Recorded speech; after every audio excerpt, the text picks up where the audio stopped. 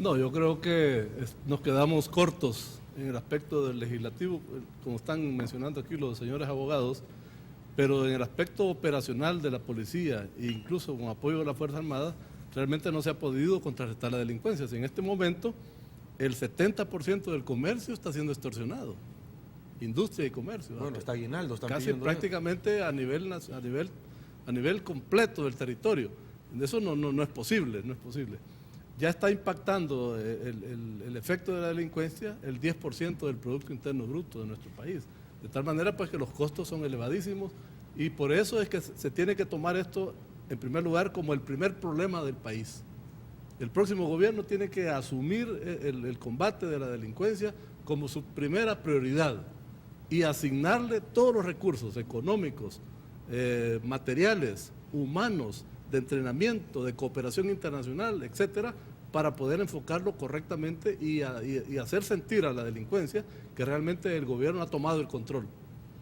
General, continúa. Sí, no solamente con el aspecto operacional, sino que yo estaba pensando que también se puede diseñar un plan, por ejemplo, así como nosotros durante la guerra teníamos planes de incentivos para que los elementos del FMLN se presentaran voluntariamente a través de la entrega del arma, se les daba algún incentivo económico para que ellos lo entregaran y fueron planes bastante efectivos. Yo creo que con las pandillas se puede hacer algo similar, de que aquellos pandilleros que realmente quieran abandonar el delito y que se quieran incorporar a planes de prevención y a planes de desarrollo personal, yo creo que también es un aspecto que hay que potenciarlo y que hay que ejecutarlo paralelamente al aspecto puramente operativo. Ok, ¿y cómo mira el tema usted, licenciado Escalante, Plan Casa Segura que está implementando la Policía Nacional Civil? Fíjate que yo ese plan lo veo muy importante. Creo que hay que decirlo, los planes de seguridad o los planes que se pueden implementar tienen sus cosas positivas, sus cosas negativas, y siempre hay personas que van a respaldar algunos planes y otras que los van a criticar. El plan de Casa Segura creo que es un plan importantísimo porque es un principio para empezar a recuperar la territorialidad que se ha comentado. Y es cierto, nadie lo puede negar, que hay lugares donde los criminales, en términos generales, tienen algún control. El tema de la mara o pandilla es un tema grave. En alguna parte de la invitación en la entrevista se decía que cuáles eran los grandes retos para los próximos gobernantes. El tema de combatir la pandilla criminal, la mara criminal, es uno de los grandes retos y hay que tomar definiciones estatales y definiciones políticas y decirle claramente a los delincuentes cómo se va a aplicar la ley. Entonces creo que es fundamental ese tema y recuperar, por ejemplo, casas que estos delincuentes las están habitando sin ningún derecho. La familia, la gente se ha ido de ese lugar, ha huido, y no es posible que unos criminales sinvergüenzas, no puedo decir la palabra que quisiera decir, pero tasajanes, ¿verdad? O haraganes, ¿verdad? Que viviendo de lo ajeno, porque por mucho que le digan a la gente que la marginación, que la pobreza, sí, es cierto. Es decir, hay delincuentes que se han hecho tales por pobreza, por marginación, es cierto. Pero si ese fuera la regla general, yo creo que casi el país en un 75% fuera criminal y no lo somos. Es decir, hay muchas de estas personas que están cometiendo hechos delictivos porque no quieren trabajar, simple y sencillamente. Entonces, que les quiten eso y se lo entreguen a sus verdaderos propietarios es importante, pero no basta eso, porque si se lo entregan ahora y mañana desaparece la autoridad en esa zona, ¿qué va a pasar pasado mañana? Regresan los delincuentes. Entonces, ideal sería estructurar un plan en donde, por ejemplo, a esas casas existiera un convenio con los dueños de esas casas, el Fondo Social para la Vivienda, etcétera, y dijeran, bueno, estas casas se las vamos a dar a los policías. Hay muchos policías que no tienen casa propia, y algunos policías andan alquilando y viven justamente en zonas donde viven los criminales.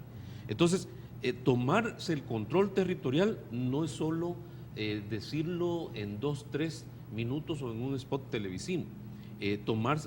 Digamos, retomar el control territorial implica que el Estado en sí se posesione de ese sitio. Me parece importante ese plan Casa Segura. Bueno, esta pregunta se la voy a plantear a los tres. Por lo menos uno de los candidatos, no los que están punteando, ha planteado de que si fuese presidente instalaría estos regímenes de excepción focalizados. La pregunta es esto viable política y legalmente? Mira, esto tiene mucho que ver con lo que se ha aplicado especialmente en el área de California, de Los Ángeles, que la traducción es un poco difícil, son los injunctions. Estos son, dijéramos, definiciones territoriales bajo un régimen especial. No sé si aquí en El Salvador tendrá un marco jurídico que los pudieran parar, no lo sé. La idea es muy buena porque se le da un abordaje bastante intenso, bastante fuerte a estas zonas. Repito, en la experiencia de la delincuencia, y particularmente con pandillas en Los Ángeles, ha sido muy eficiente en este tema. Hay que afinar un poco más, creo que requeriría un marco jurídico con bastante profundidad de análisis. No creo que raye en lo inconstitucional, pero sí creo que hay que trabajarlo. Yo creo que si hacemos la mutación, la comparación de lo que ha ocurrido en otras partes, podría ser una idea interesante. Yo no la descartaría por completo. General.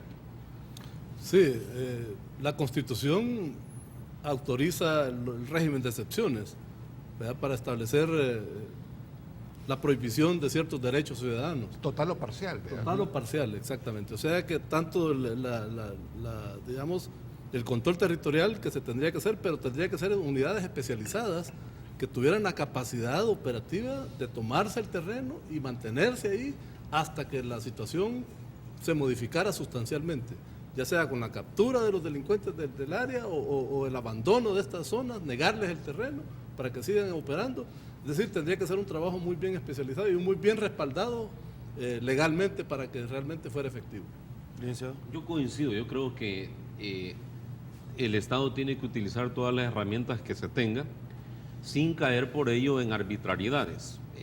Estamos diciendo acá que la policía tiene que ser más efectiva, que el acompañamiento de la Fuerza Armada tiene que ser correcto y tiene que involucrarse. Perfectamente la Constitución da la facultad en el artículo 29, en el régimen de excepción, y se puede perfectamente hacer siempre que existiera, pensaría yo, un plan integral, no solo hecho por un gabinete de gobierno o por un gobernante, o por un gabinete, perdón, de seguridad. Yo creo que el plan que demandaría en este momento la sociedad Plan de nación. es un plan de nación. Y yo invito con todo respeto a los candidatos presidenciales, están próximos a tener debates importantes. En enero hay un debate radial muy importante y creo que es importante que los candidatos no rehuyan al debate, que participen en esto. Los invito con mucho respeto para que los equipos de seguridad o los asesores que puedan haber auxiliado o colaborado en estos programas de gobierno se sienten conjuntamente. ¿Por qué no hacemos un pequeño ejercicio de hacer una pequeña encerrona y nos sentamos con todos los equipos de asesores y se hace un planteamiento común y se identifican en esos programas los puntos de consenso? Porque una cosa decirlo, como decía el planteado el general, vamos a hacer esto, vamos a hacer lo otro, y de buenas intenciones está empedrado el camino al cielo. Pero otra cosa es ya la concreta, ¿verdad? Es decir, la ejecución específica de esto. Y cuando ya se intenta, cuando ya se llega a ser gobierno, los funcionarios se ven, y nos hemos visto algunos, por lo menos tu servidor, en la imposibilidad de ejecutar algunas cuestiones porque faltan diferentes temas, porque falta el consenso político. La política a veces entorpece el mejoramiento de la seguridad, entorpece el mejoramiento de la economía, cuando no se hace política con esa visión ateniense de la política, que política es servicio. Tenés impedimentos de realidad económica, de realidad financiera, etcétera, etcétera. Entonces, ideal sería hacer un esfuerzo de consenso y luego que estos equipos digan a los candidatos, miren, estos son los puntos comunes que vimos en cada plan de gobierno. y que hubiera, así como se hace una firma de transparencia y que funde, ¿verdad? Y se llega a firmar y que se va a hacer la transparencia y toda la cosa, así se debería de hacer eso, pero tratar de hacer el esfuerzo de comprometerse verdaderamente a cumplirlo. Es decir, no podemos estar firmando documentos y ya cuando se presentan los problemas concretos, por ejemplo, combatir la corrupción o determinar exactamente el destino de una cantidad exagerada de millones de dólares, es decir, allí no se asumen los compromisos. Yo creo que tiene que ser la teoría y la práctica, pero buscando esos puntos de consenso porque es importante para el país. Magnífico. Hacemos una pausa comercial en Debate Político. Al regresar, nuestra sección vía YouTube. Volvemos. Bueno, en términos sencillos nos lo plantea nuestra gente. Licenciado Astor Escalante, como bien lo preguntaron nuestros amigos, ¿quién tiene el mejor plan de seguridad de los 5 candidatos presidenciales? Bueno, yo quiero ser muy sincero con lo que te voy a plantear. Tengo afinidad muy concreta por uno de los candidatos a la presidencia, pero esa afinidad no me, digamos, inhibe plantear de que los puntos específicos y concretos que ha diseñado el candidato Tony Saca es para la situación que se presenta actualmente en el país, es la que yo veo más integral. Pero vuelvo al punto, porque los estimados jóvenes preguntaban cuál debe ser la mejor propuesta para resolver el problema de la policía o el problema de la inseguridad. Yo creo que la mejor propuesta se va a tener cuando estos puntos, cuando lo mejor de estas propuestas que tienen todos los candidatos, se haga un solo, ¿verdad? No quiero decir un solo conjunto, ¿verdad? Y se utilice esas recomendaciones, esas conclusiones, esas propuestas específicas que salgan de los candidatos y se asuma sobre eso un compromiso de Estado, un compromiso de país. Lo que mencionaba Garrett es muy importante, cómo Los Ángeles está combatiendo el problema de las pandillas y la delincuencia y está controlando sectores específicos como que se aplicara regímenes de excepción en esos puntos concretos. Pero además de tener esa legislación, Estados Unidos tiene institucionalidad importante en jueces, fiscales y policías. Y entre ellos hay un punto de acuerdo para cómo se va a combatir eso. Sería importante, por ejemplo, que nosotros en el país tuviéramos ese enfoque integrado entre fiscales, policías y jueces.